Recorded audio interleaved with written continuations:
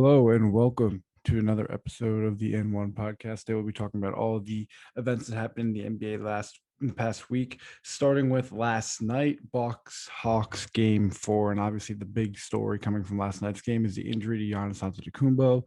It's unclear at this moment whether it is a chest hyperextension or a more severe, potentially ACL, definitely season-ending injury. And this is a disaster for Milwaukee. Milwaukee was losing in the game anyway. They really came out of the gate slow and sluggish, which is kind of what you would expect from a Budenholzer team because Budenholzer never has a team prepared for anything. But this is obviously crushing. They cannot win the series without Giannis. The Hawks, I think, without Trae Young, are still a decent team. Not obviously good enough to win a series, but good enough to put up a fight because they have a lot of talent. They have a lot of guys who can score. Without Giannis, the Bucks are a disaster. He is the center for everything that they do. Middleton and Holiday are not nearly consistent enough to warrant them winning. Probably not even the series. I would be shocked if they win a game if Trae Young is healthy. But outside of those two, who are you going to rely on? PJ Tucker, Brooke Lopez, who still was in the game despite being a disaster once again in the pick and roll, even though Trae Young was not playing. There's just not a lot of good options for Milwaukee, especially offensively at this point moving forward. And it's a real shame because I think had the Bucks gone on to win the championship, it would have been viewed as there would have been some asterisks there, people talking about how many players got injured, and those things are fair. But it would have felt somewhat okay because Giannis has kind of been on this path where he's been the MVP twice. He's suffered his playoff losses. He's still a young guy, and he goes on and wins the championship. Now it's like, who's even left? If you start going through guys who you top probably 15 guys in the league, I'll just list off the guys who I had probably going to these playoffs as your top like 15 guys or so. Durant, obviously, he barely played all season. In the playoffs, he was healthy, but his teammates were not. LeBron, hurt. Kawhi Leonard, hurt. Luka Doncic, out. He had a bad team. Same thing with Steph Curry. He was healthy, but their teams weren't very good. Damian Lillard is eliminated. He had some injuries to McCollum this year, but overall the team is not that talented. Harden, hurt. Giannis, now hurt. Embiid, hurt. Jokic, eliminated because his all-star, or not all-star, but close to all-star teammate Jamal Murray was out. Anthony Davis, hurt. Trae Young, hurt. Devin Booker has a broken face, but is still playing somehow. And then Donovan Mitchell is someone who also played through with an ankle sprain. And that's not even including guys like Mike Conley, who barely played, like Jamal Murray, who got hurt before the season started. There's a bunch of different things now where all these guys, big guys, are hurt. And you start to wonder, all right, what are we left with? The Eastern Conference Final is now being spearheaded by Kevin Herter and Bogdan Bogdanovic, and versus Chris Middleton and Drew Holiday. I mean, this is not what we signed up for as fans. I think if Giannis and Trae were healthy, it would have been a really fun series, even though we knew these aren't the two best teams, or at least definitely not either of them the best team. The best team would healthy be Brooklyn. But it's just a shame to see what this finals come to. And you see it on the other side too. I mean, Chris Paul hasn't been the same since he's come back from COVID. He also was hurt with his shoulder earlier in the postseason. Devin Booker obviously has not been the same player since he got hurt. Kawhi's out on the other side. So, I mean, these are not the best teams. And when we talk about how we view this NBA champion, I think even more so than usual, we will view this as kind of just a weird year. Like if the Hawks go on to win, which is very possible at this time because no one's really healthy, or 15 years from now, we might be like, wait a second, the Hawks won that championship? Like what was going on? To be like, oh yeah, that was the year where every single person who was meaningful and impactful was hurt across the league. It's just going to be a weird thing. I mean, I'm rooting for the Suns to win because I think there will be the least amount of that if Phoenix wins because of how happy everyone will be for Chris Paul, how happy everyone will be for Monty Williams. Just in general, I think that would be the best case scenario for a team like that. And that's not to say that winning a title this year is not an amazing accomplishment because obviously it is. Just being healthy at this point is an accomplishment in and of itself, but it's basically become a game of who is the healthiest at the end of the year, and just a real shame because Giannis was really coming on in the fourth quarter or third quarter rather when he got hurt. He had a rough first half. The whole Milwaukee team had a rough first half. They come out, the Hawks rather, immediately hit a 16-point game. And then Giannis kind of started to take over. He had in 4.5 minutes, he had 8 points on 4-4 shooting was really aggressive, kind of dominating on both ends. He blocked a dunk and then dunked on somebody. It was just a really impressive, dominating performance that you were like, okay, like let's see what happens. And then Capella dunks on him and he goes down awkwardly and it's just over. And from that point on, the Bucks were shell shocked, and you can't blame them. Their MVP, their best player, their reason why a lot of people thought they had a chance to win the title is now gone. But once again, Chris Middleton and Drew Holiday were both subpar last night. Both shot 6 for 17 from the field. The rest of the guys in that team shot the ball horribly. Really impressive defense, honestly, from Atlanta, but also just bad shot making from guys who are supposed to be decent shot makers. You see Bud refusing to bench Brook Lopez. He got killed again in pick and roll, still doing drop coverage. They refusing to change that up at all. And it doesn't matter if it didn't kill you in game two.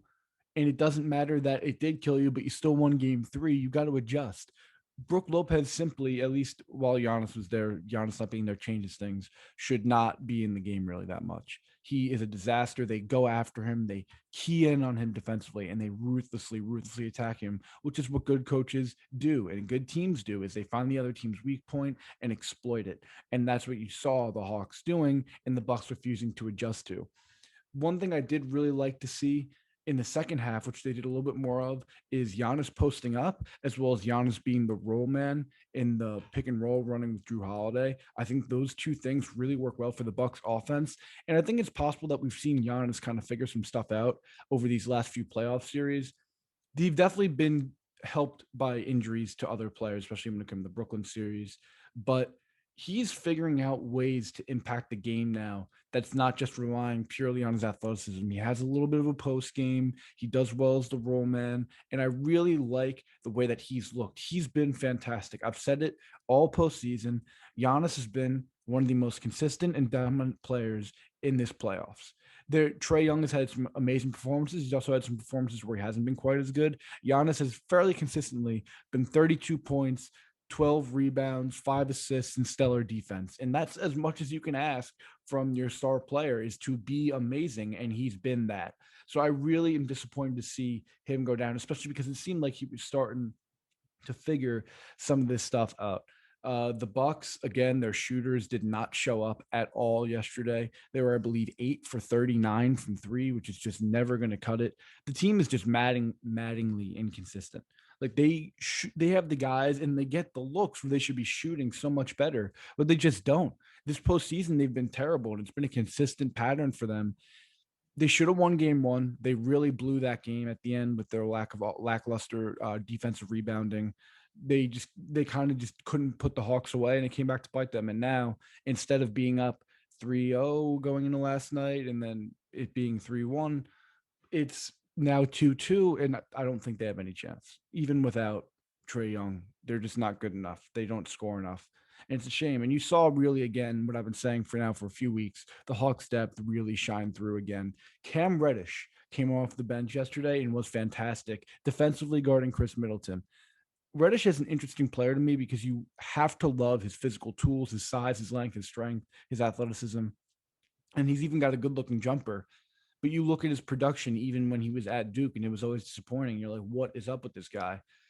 And I think it's all in his head. I think his mental makeup is not that of a player who's going to be star caliber. He has all the physical tools that you can want in a player, but I don't know if he has the IQ or the want to be great.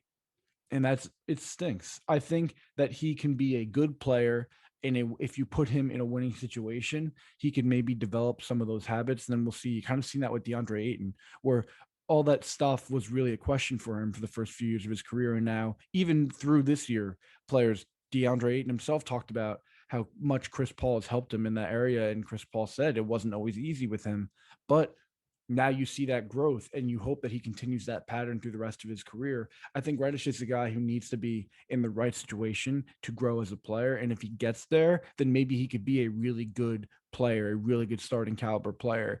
But if he's not, I just think that he's going to be a bust for his entire career because I just think he does not have the mental wherewithal to be a great player. Going on to previewing tonight's game, Suns Clippers game 6 in LA. The Suns really had a chance to close out at home last time, and the Clippers' hot shooting and Paul George in the second half just kind of killed them.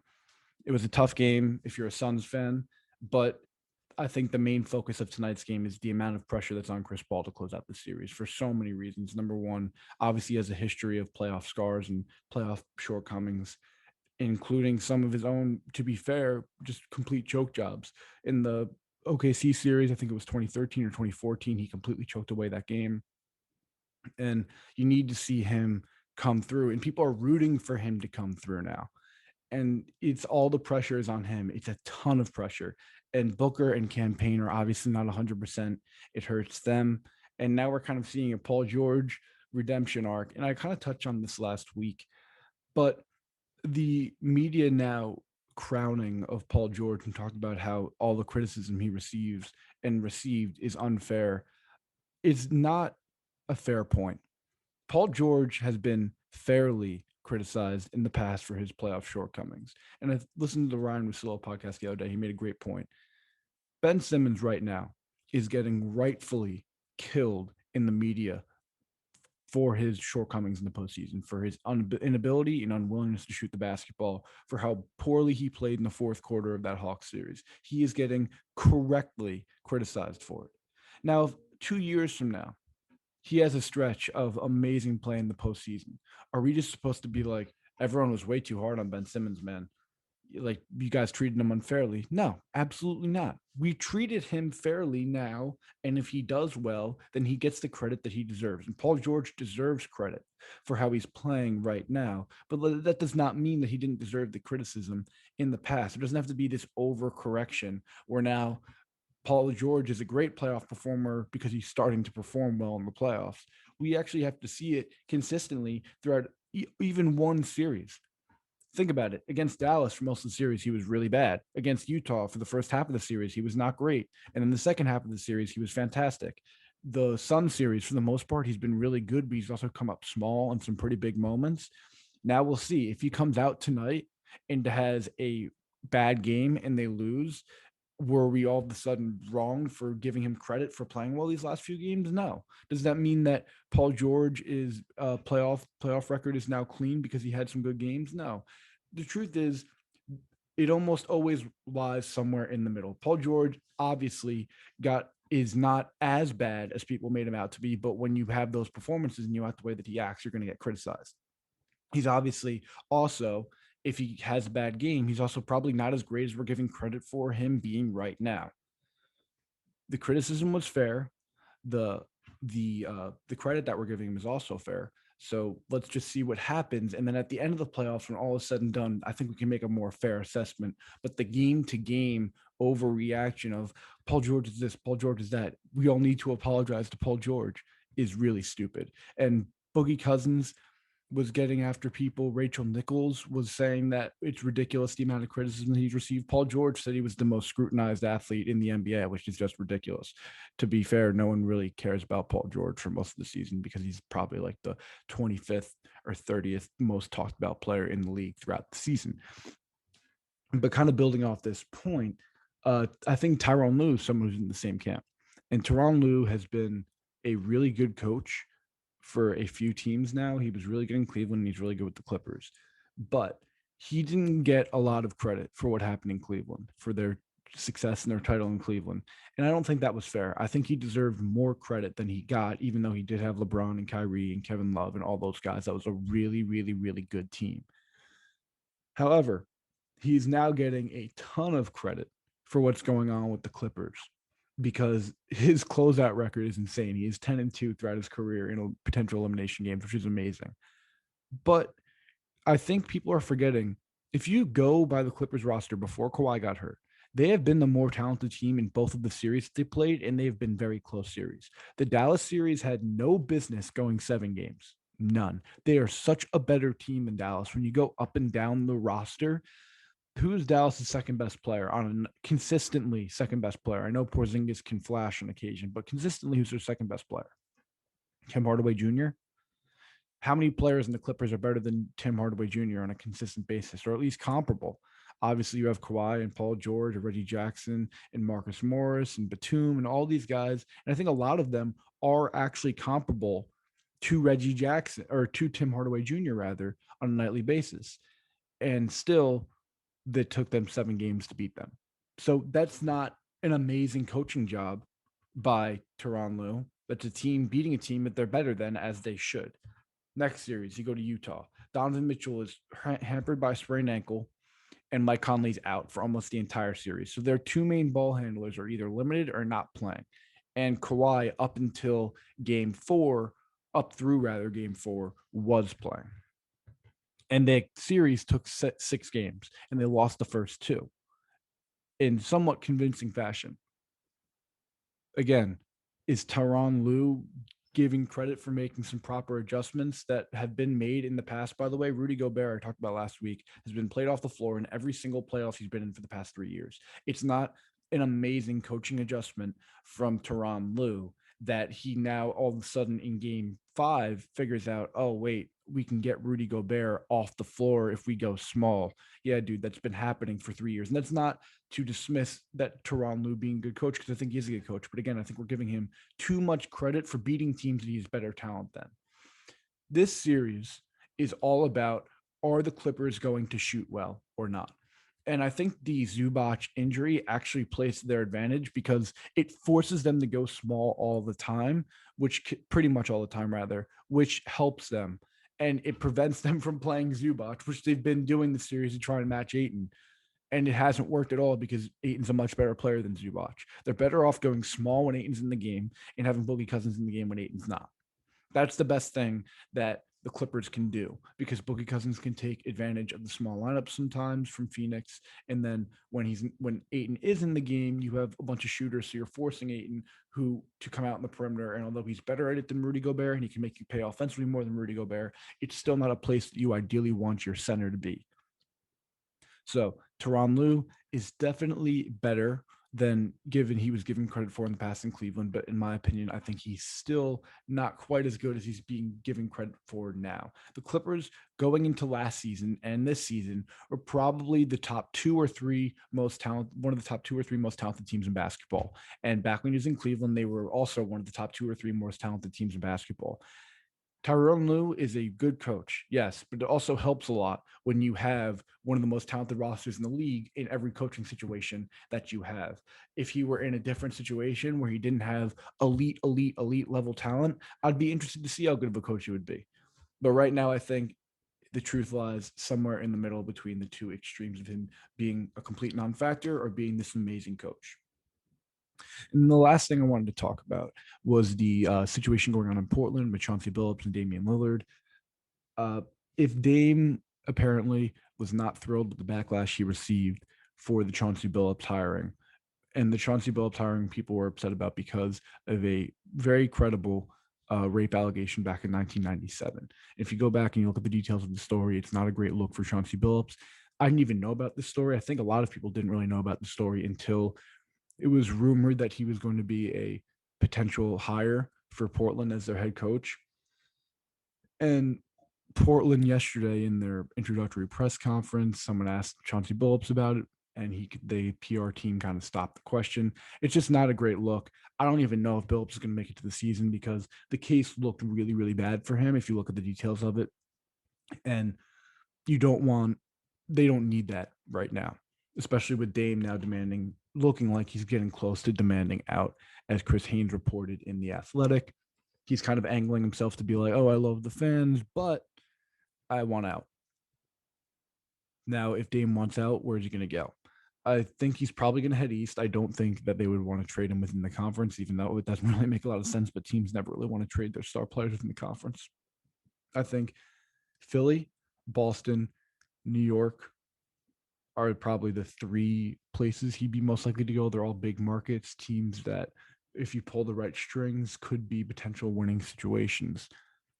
If you're Philly, obviously Ben Simmons is included in the deal, but reports that they don't really want Ben Simmons Portland. But if I'm Portland, I think that's an easy take. Ben Simmons, for all of his faults, is still a good basketball player.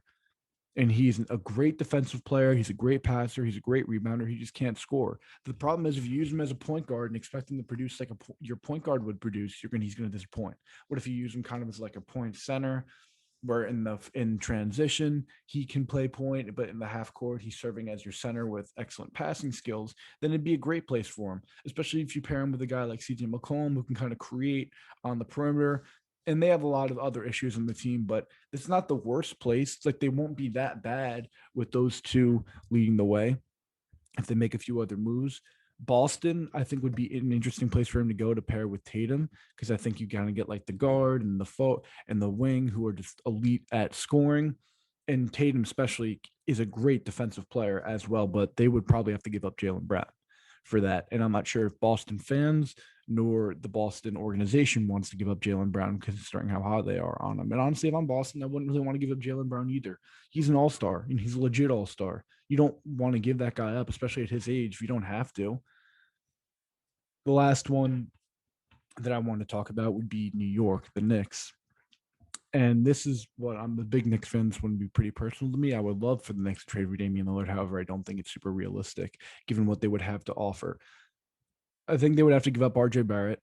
I don't want to give up RJ Barrett, but you can't let him stop you from acquiring a player like Damian Lillard.